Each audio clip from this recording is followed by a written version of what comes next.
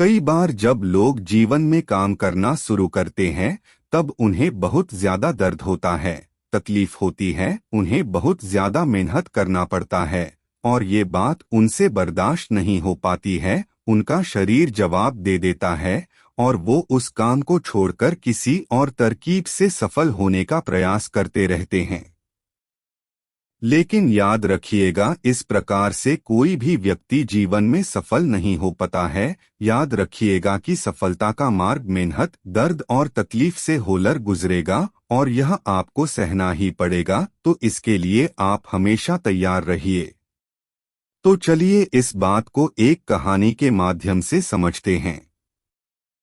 एक बार एक मूर्तिकार अपनी छीनी और हथौड़ी से एक पत्थर को भगवान की मूर्ति का आकार देने का प्रयास कर रहा था। जैसे ही वह छीनी पर अपना हथौड़ा चलाता, वह पत्थर चिल्लाने लगता और कहने लगता कि ये क्या कर रहे हो, मुझे इतना मार क्यों रहे हो, मुझे बहुत दुख हो रहा है, तकलीफ हो रही है, पीड़ा हो रही है, मुझे अपने हाल पर छोड़ दो और यहाँ से चले जाओ।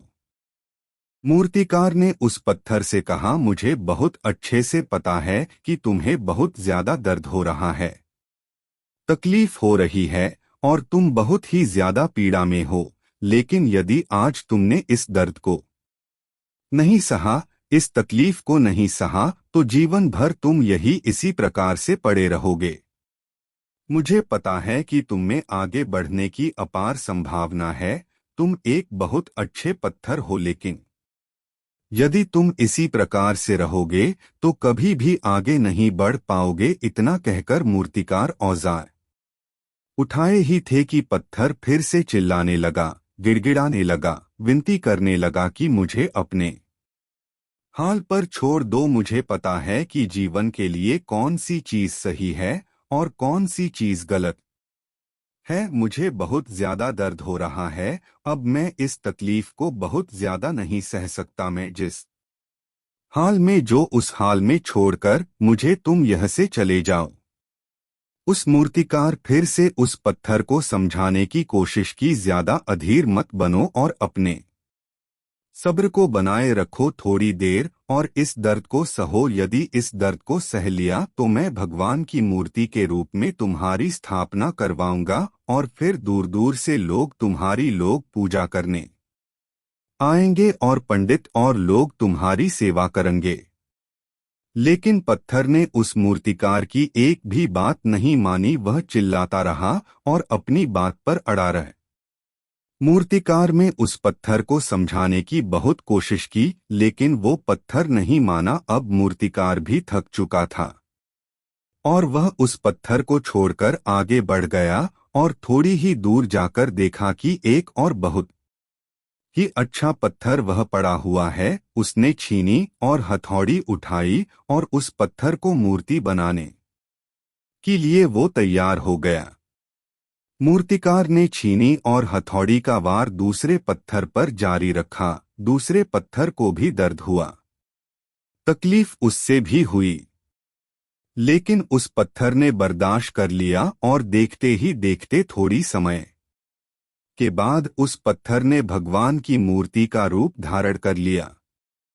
थोड़ी दिन बाद उस मूर्ति की एक मंदिर में स्थापना हो गई। धीरे धीरे करके लोग वह पूजा पाठ करने आने लगे, लोगों की मन्नतें वहां से पूरी होने लगी और वह मंदिर बहुत ही ज्यादा प्रसिद्ध हो गया।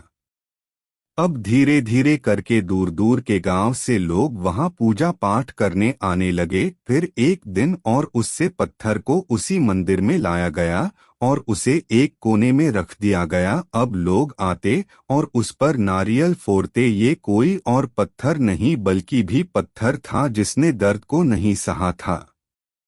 अब वो पत्थर मन ही मन बहुत ज्यादा पछता रहा था, दुखी हो रहा था और अपने आप से कह रहा था कि काश मैंने उस दिन उस दर्द को, उस तकलीफ को सह लिया होता तो आज लोग मेरी भी पूजा करते।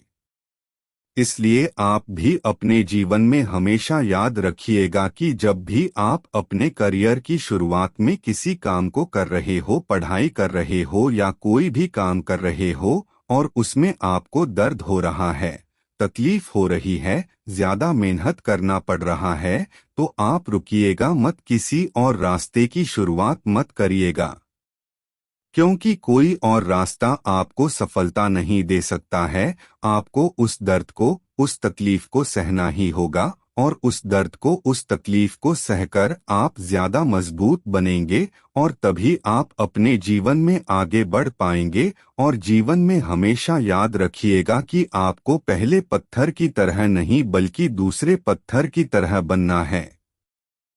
यदि ये कहानी आपको पसंद आई हो और इससे कोई सीख मिली हो तो अपने दोस्तों और अन्य लोगों के साथ शेयर जरूर करिएगा।